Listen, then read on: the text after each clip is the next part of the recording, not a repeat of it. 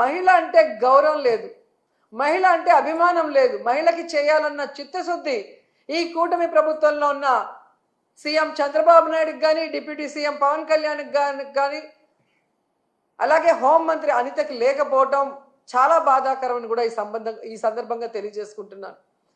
జగనన్న ఉన్నప్పుడు మీరు చూస్తే చెప్పుకోవడానికి గుర్తురానన్ని పథకాలు, చేయూత కానీ, అమ్మఒడి కానీ, ఆసరా కానీ, ఇల్లు కానీ, రైతు భరోసా కానీ, సున్నా వడ్డీ కానీ, ఇలా చెప్పుకుంటూ పోతే ఎన్నో ఎన్నో పథకాలు ఇచ్చారు.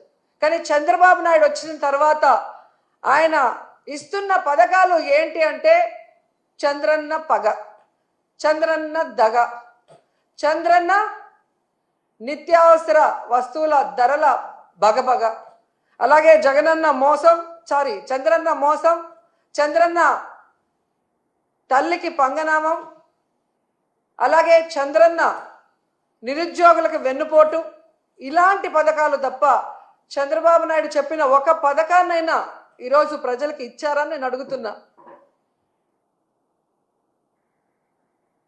నవమాసాల్లో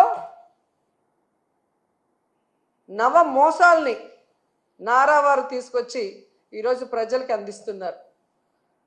మహిళలు ఈరోజు అంతర్జాతీయ మహిళా దినోత్సవ సందర్భంగా ఎక్కడ నలుగురు కలిసినా ఈ కూటమి ప్రభుత్వం మంచి ప్రభుత్వం కాదు, మహిళల్ని ముంచే ప్రభుత్వాన్ని ఘంటాపదంగా చెప్తున్నారు. అలాంటి సమయంలో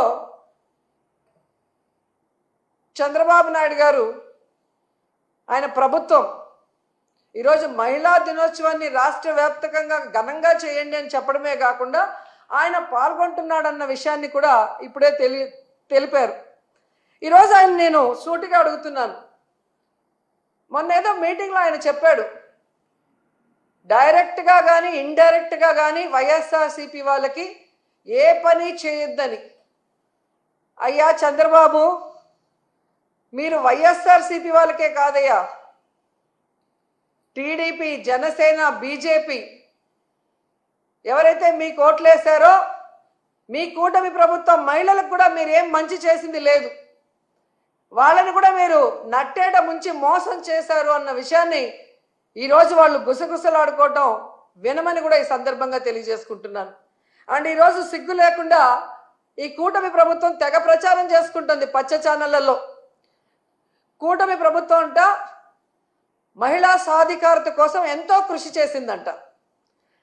అసలు మహిళా దినోత్సవాన్ని జరుపుకునే అర్హత ఈ కూటమి ప్రభుత్వానికి ఉందని నేను అడుగుతున్నా. అసలు మహిళా సాధికారత కోసం మీరు ఏం చేశారో చెప్పండి. ఈరోజు రాష్ట్రంలో చూస్తే ప్రతి గంటకి 70 మంది, ప్రతి రోజుకి 70 మంది మహిళలు, వృద్ధులు, చిన్నపిల్లల మీద అఘాయిత్యాలు జరుగుతున్నాయి. గంటకి 3 మీద మీ పోలీస్ రికార్డ్సే చెప్తున్నాయి. ఇదేనా మహిళా సాధికారత? మహిళలు రాజకీయంగా ఎదగాలని జగన్మోహన్ రెడ్డి గారు ఇచ్చిన 50% రిజర్వేషన్ని మహిళలకి ఎత్తేశారు మీరు. ఇదేనా మహిళా సాధికారత?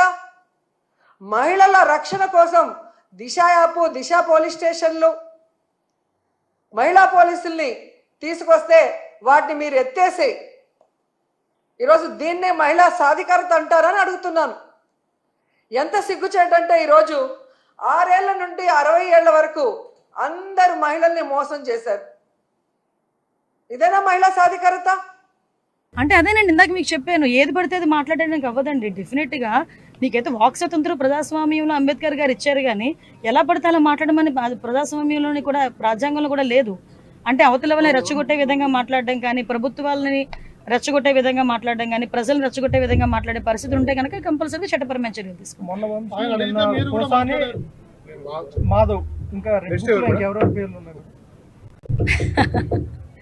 రెడ్ బుక్ పరంగా మేము వెళ్ళాలి అనుకుంటే ఈరోజు వైఎస్ఆర్సీపీ నాయకులు ఎవరు రోడ్ల మీద తిరగరండి. దయచేసి మీరు కూడా అర్థం చేసుకోవాలి. మేము యాజ్ పర్ లా వెళ్తున్నాము, యాజ్ పర్ వాళ్ళు ఎవరైనా కంప్లైంట్ ఇస్తే కంప్లైంట్ బేస్ చేసుకొని వెళ్తున్నాము.